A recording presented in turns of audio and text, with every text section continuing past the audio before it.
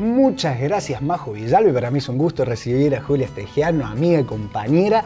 ¿Cómo estás, Julia? Bien, todo bien. Gracias por invitarme, por interesarse en estas cosas. Por favor, es un gusto y una obligación para nosotros tratar estos temas. Julia, contanos un poquito, esta brecha de género en la productividad científica, ¿existe, es real, es un mito? Bueno, qué buena pregunta. Sí, digamos, depende de cómo se evalúe, se puede decir que existe o que no existe. Lo que nosotros, digamos, hicimos como esta revisión, ¿no? Este estudio, que en realidad lo que hicimos fue decir, bueno, ¿cómo podemos contribuir a responder esta pregunta? ¿Existe esta brecha? ¿Cuáles son las causas? Bueno, fue la primera pregunta que tratamos de sintetizar. Y digamos, esta respuesta que yo te puedo dar surge de tratar de sintetizar lo que se vio en los últimos 40 años en estudios de género que han sido cuantitativos, es decir, que hay registro de varios casos y en los cuales se puede sacar un promedio y se puede, bueno, estudiar la variación que existe, ¿no? Y bueno, nosotros lo que vimos, una primera aproximación a responder a esta pregunta es, cuando evaluamos al individuo, es decir, estoy comparando la producción de una persona, de un varón contra la producción de una mujer, sí existe esta brecha de productividad. Pero en realidad lo que vimos es que la mayor parte de los estudios que existen, lo que han hecho es tomar una cantidad de, digamos, productos científicos, en general artículos, pero también, por ejemplo, el número de financiamientos que se han recibido entre hombres y mujeres. Y quiero recalcar que, digamos, esta respuesta se puede dar un poco, es binaria, porque la mayor parte de los estudios que existen hasta el momento, cuantitativos, son binarios, ¿no? No reconocen varones, mujeres, ¿no? Sí. Esta simplificación. Entonces, bueno, lo que vemos es que la mayor parte de los estudios lo que han hecho es valorar o cuantificar qué porcentaje de un determinado producto científico puede ser atribuible a un hombre o a una mujer, ¿no? Y en este caso también existiría esta brecha de productividad. Pero ¿qué pasa? Digamos, ese tipo de evaluación, el problema que tiene es que no tiene en cuenta la inercia, digamos, demográfica de que históricamente los hombres han sido muchos más en el sistema científico. Tal cual, las mujeres llegan a un 28% de la cantidad de científicas a nivel global. Sí, eso es, digamos, a nivel global y en promedio. Después cuando cuando nos ponemos a ver cada país analizado, el último informe de la UNESCO del 2015, por ejemplo, vemos que, por ejemplo, en Bolivia las mujeres son el 60% de las personas que trabajan en ciencia y técnica. Pero en Holanda o en países como Francia están entre el 25 y el 30%, ¿no? Entonces, bueno, ese 28% viene llega de ese promedio mundial. Sí, y es el promedio en los niveles más altos, ¿no? En los niveles más bajos de carreras o cuando recién alguien entra a la universidad, hay digamos, una igualdad numérica. Bien. ¿No? Entonces, una brecha importante sería en que las mujeres no logran acceder a los puestos más jerárquicos en las carreras científicas y en los institutos científicos y en las universidades. Sí, ese es un patrón a nivel global, ¿no? Después, por supuesto, que depende del área en la que estemos tratando, pero volviendo un poco a esto de la productividad, una cosa que nosotros nos preguntamos fue, bueno, entonces, ¿no sería que lo que tenemos que tener en cuenta para decir, bueno, existe esta brecha de productividad, es cuántas personas hay de determinado género generando ciencia, ¿no? Sí. Entonces, bueno, cuando vimos eso, cuando evaluamos eso, es decir, si yo voy a evaluar un ejemplo muy, digamos, muy simple, estoy mirando de 100 artículos científicos. ¿Cuántos fueron producidos por hombres? ¿Cuántos fueron producidos por mujeres? Bueno, tengamos en cuenta cuántos fueron enviados cuántos fueron solicitados de ser evaluados por hombres y mujeres.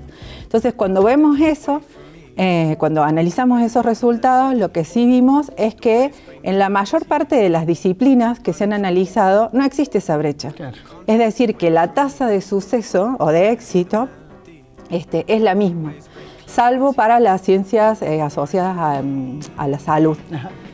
Y otra cosa que vimos que nos pareció súper interesante fue que depende de qué proxy o qué estemos midiendo para medís esta productividad. Por ejemplo, no es lo mismo evaluar un artículo científico en donde lo que se está evaluando, por supuesto, que es la persona que lo ha escrito, pero en realidad hay ciertos parámetros, ¿no? De, bueno, cómo está esta introducción, cómo son estos métodos, cuán innovador es.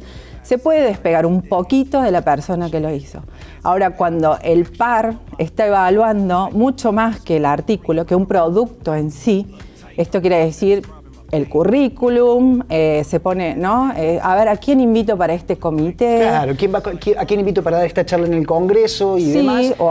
Eso tiene que ver con, voy a decirlo así, como una guerra entre pares, ¿no? Digamos, son los propios científicos los que de alguna manera ponen algún freno, porque también son los que revisan los artículos, los que organizan los congresos y reuniones científicas, y son los que están poniendo freno quizás a la participación de las mujeres.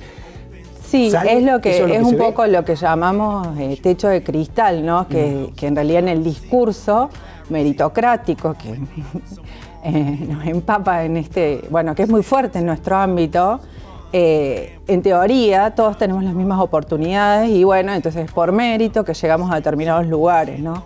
Y claramente sí hay una cuestión de reconocimiento de pares que tiene que ver y que existe un sesgo consciente o inconsciente de género. Bueno, las mujeres claramente tenemos que producir quizás el doble o el triple para ser consideradas iguales que los hombres, ¿no? Y para llegar a determinados lugares. Y en cuanto al impacto que tiene la investigación en sí, ¿no es cierto? Uno tiene una investigación, un paper, lo publica, al impacto que tiene en el número de citas y demás. ¿Hay diferencias entre varones y mujeres? ¿Se cita más uno que otro? No sé. Es súper interesante porque, bueno, claramente, esto de cómo evaluamos el impacto, primero que es, digamos, muy particular esta idea de evaluar el impacto relacionado con el número de citas que tuvo un artículo, pero bueno, es una gran discusión, ¿no? Cómo podemos seguir evaluando, digamos, ¿por qué no medimos impacto social? ¿Por qué no medimos el impacto en formación que tiene una determinada área del conocimiento? Bueno, en fin. Hay como varios aspectos, ¿no?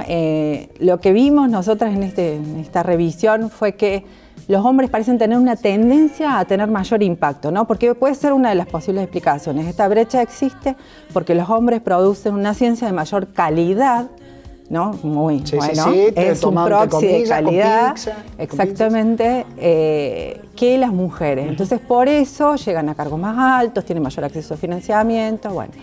Entonces, lo que nosotros vimos es que hay una tendencia, sí, pero que esa tendencia desaparece cuando excluimos de ese impacto las autocitas. Y esto es muy gracioso porque yo en los lugares donde he encontrado esto se larga una carcajada generalizada, porque en realidad, digamos, que se dice mucho, ¿no? Es cómo nos educan. O sea, ¿qué estamos retribuyendo al evaluar el trabajo de un científico por el impacto? La capacidad, digamos, de autocita, digamos, su ego, claro. Su capacidad de autorreconocerse el trabajo, pero si estos índices en realidad se desarrollaron para que los pares nos reconozcan el trabajo.